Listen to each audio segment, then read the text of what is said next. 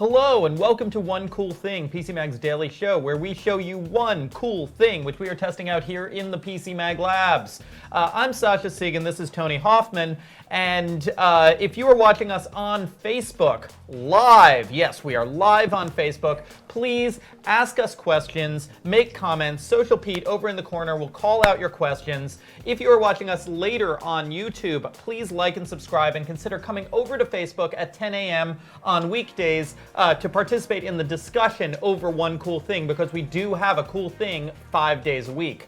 Now, Tony is here today, and speaking of questions, Tony knows more about printers than pretty much anyone. Okay, whether they be photo printers or regular paper printers or 3D printers, which is something he covers extensively. So if you have any printer questions, whether it be about this printer or any other printer, please ask them today. So the product we have today is the Kodak Photo Printer Mini. And as you can see, it's a pocket-sized printer. And Tony, what does this do? Why would people want it? Actually, it does one thing, and it does it well. It lets you print photos from your either Android or iOS mobile device, whether it be a phone or a tablet. And it prints wallet-sized photos exclusively. It's portable. It doesn't require an electrical outlet. It's charged by a micro USB. So it's highly convenient. It's once you get it, and it costs $99, you download an app, and then you can print. You have to connect to the printer via. It has its own Wi-Fi hotspot. So let's. Now we've been seeing little printers like this for a couple of years right now. What kind of technology does it use to make the prints? Is this a zinc printer? Is this using something else? This is not a zinc printer. It has the technical name is very Star Wars like. It's D2T2. Okay, and what does that mean? It means dye diffusion thermal transfer, and it's better known as either thermal dye or thermal transfer. And basically, it's a printer that uses 3 different types of dye plus a clear coat. It uses the standard cyan, magenta, yellow, and then it has a clear coat. And what it does is it runs it prints, and then it pulls the paper back into the printer, and then it prints again, pulls the paper back 4 times until the print is done. So is this using ink cartridges, or is the ink in the paper?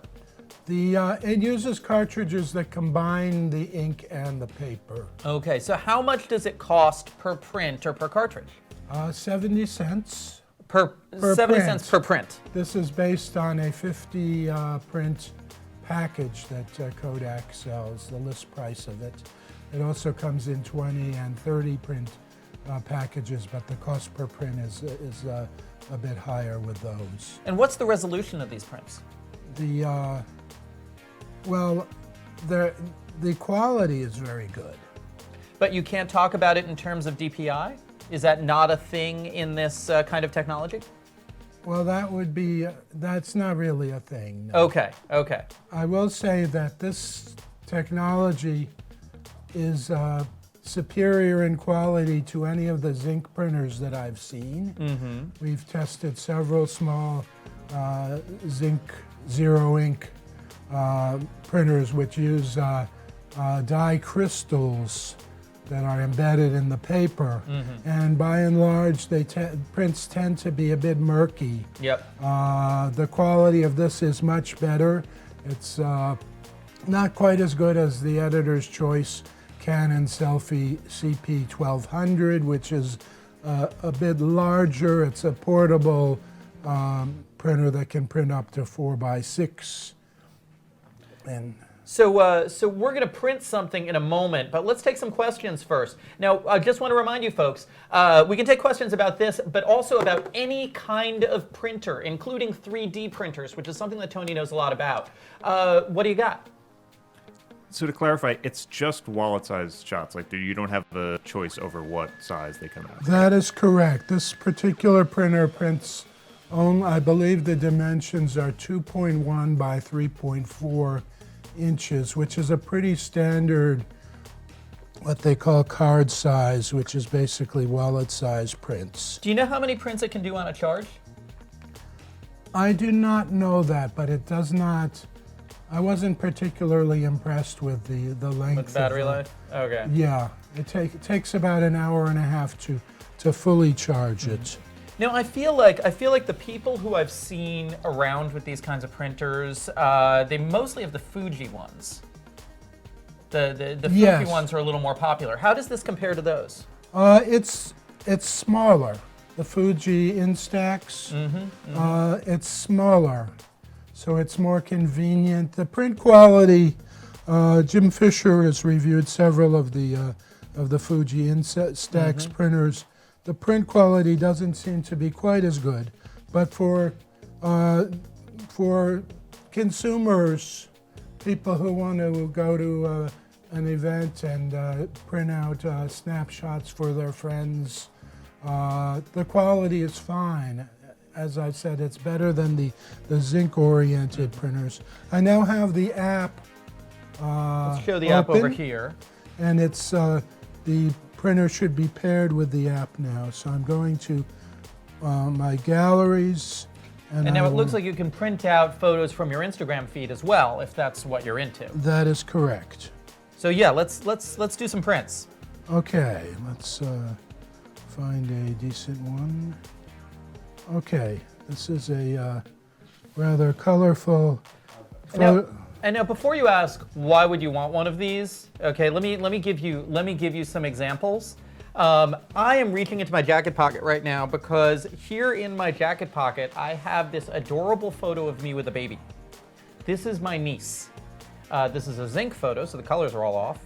But when my brother had a baby, then as people were visiting, he would take pictures and print them out and give us these little pictures, and they're just great to have around as physical objects to remind you of things. You can mail them to people as part of cards. The physicality of images in this very digital world is something that it's a lot of fun to get back into.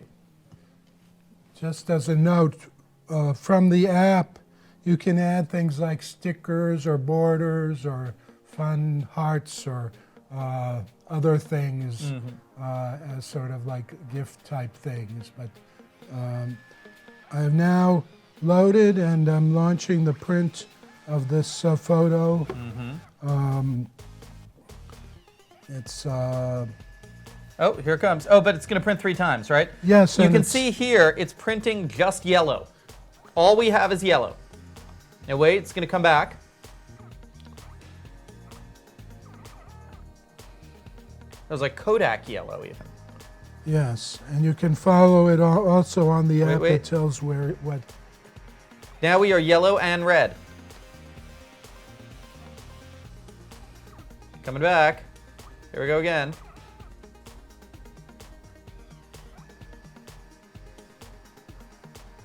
And finally. Whoa. Oh. Coming back. The final is a clear coat that protects against scratches and fingerprints. Okay, here it comes again. Now, oh, come on. Okay, here we go. Now there's one thing I want to ask about, which is that on this image, there's what appears to be controls. Why is that happening? That I haven't seen before, and I think it has to do with. Let me take a closer look at that. That is not typical. Why are there screen controls on the image? I know, I kind of want to tap it.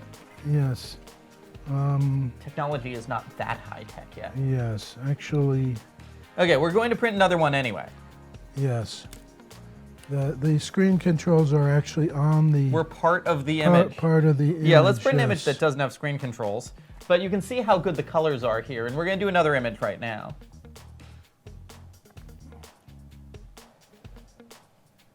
Do we have any more questions out there while Tony gets this image ready? How does this device compare to the Canon selfies? The quality of it is okay. Here we have another image that I'm going to launch the print on. Great.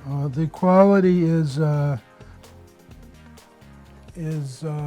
not quite as good. I've reviewed several of the selfies, but it's pretty close.